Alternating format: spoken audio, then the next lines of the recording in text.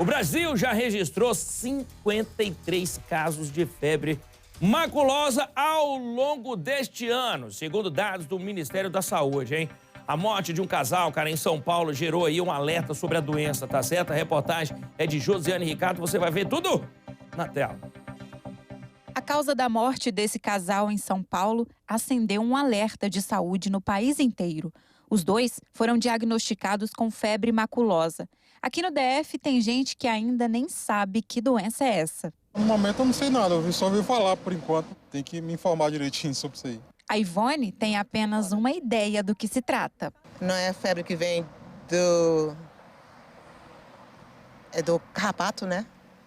E o que você já sabe sobre essa doença? Nada. O DF tem um histórico de pouquíssimos casos de febre maculosa. O último foi em 2019. Só que em Campinas, São Paulo, o Ministério da Saúde já declarou surto, que é o aumento repentino de uma doença em determinada região. Essa infectologista explica que o contágio não acontece de pessoa para pessoa. É uma doença de transmissão por meio de um artrópode, né, que é o carrapato. E quem causa a doença, na verdade, é uma bactéria, que a gente chama ela de Rickettsia. Tem 2 tipos dessa bactéria. E, geralmente, ela pode produzir quadros da doença leves até uma letalidade, né? Dependendo de vários fatores.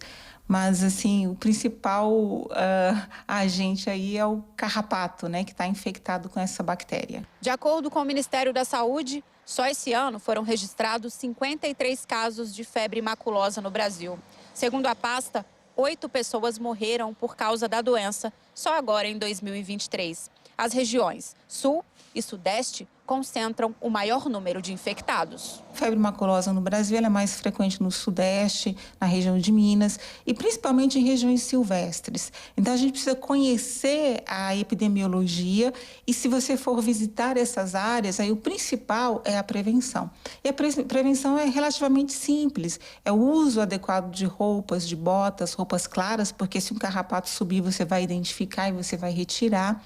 E assim que você for picado por um carrapato, retirar com uma pinça, lavar com água e sabão e ficar atento para os sintomas, procurar o serviço de saúde e falar para o seu médico que você esteve numa região endêmica. Já esse especialista das zoonoses explica que existem formas de evitar a doença. Se você vai num lugar que pode haver carrapato, você tem que, quando chegar na sua casa, depois do passeio, fazer uma inspeção e pedir alguém para te auxiliar nessa inspeção, porque tem áreas que são difíceis de visualização nas costas, na nuca, na coxa, etc., né? Então, é importante fazer uma inspeção rigorosa para que, se você tiver com carrapato, você possa retirar esse carrapato antes que ele te contamine. A contaminação não é imediata. O carrapato tem que subir no ser humano e começar a se alimentar entre 4 e 6 horas contínuas no ser humano para que possa transmitir a doença. Os especialistas também lembram que, se houver o contágio, é importante estar atento aos sinais da doença. Os sintomas eles podem vir desde quadros assintomáticos, poucos sintomas, como um leve mal-estar, dor no corpo.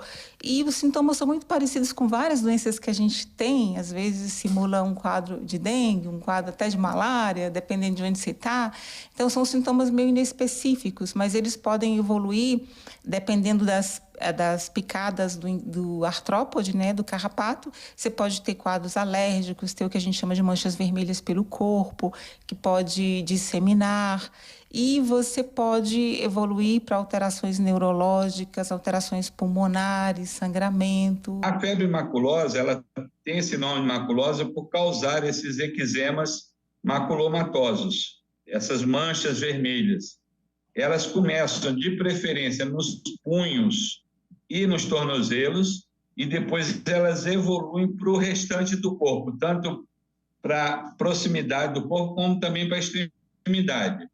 Essa doença ela tem a característica de causar essas lesões nas palmas das mãos e na sola dos pés, que normalmente outras doenças não causam. Apesar da gravidade da febre maculosa, a infectologista reforça que não há motivo para pânico. A gente tem que ter esses cuidados e saber que, por exemplo, aqui em Brasília, a gente não tem circulação de carrapatos infectados.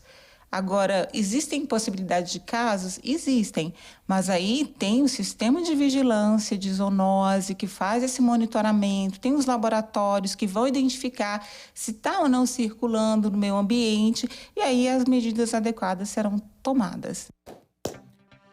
Galera, olha só, muito cuidado, você que gosta aí do mato, você que gosta de ir pra roça, por favor, vocês viram aí especialista falar, gente, vamos colocar roupas adequadas aí, tá certo? Tem aqueles repelentes, alguns inclusive servem pra isso também. E por favor, vá procurar, como outro especialista falou, o bicho precisa ficar de 4 a 6 horas em você, procura aí, tá no mato, vamos ver se tem um carrapato, se tiver arranca o bicho, é uma coceira miserável. Mas arranca o bicho. Eu já passei por isso, viu, rapaz? Já passei por isso. E esse caso é muito sério, inclusive. Esse caso é muito sério. Numa festa em São Paulo, onde foram detectados aí várias pessoas com carrapatos daqui de Brasília. Tinha dezenas de pessoas, inclusive, nessa festa. Lembrando a todo mundo que quem transmite essa doença é o carrapato. Você não pega de uma pessoa para outra. Então, quanto a pessoa tá uma junto da outra aí, fique tranquilo que não dá nada, tá certo? Esse casal aí acabou morrendo.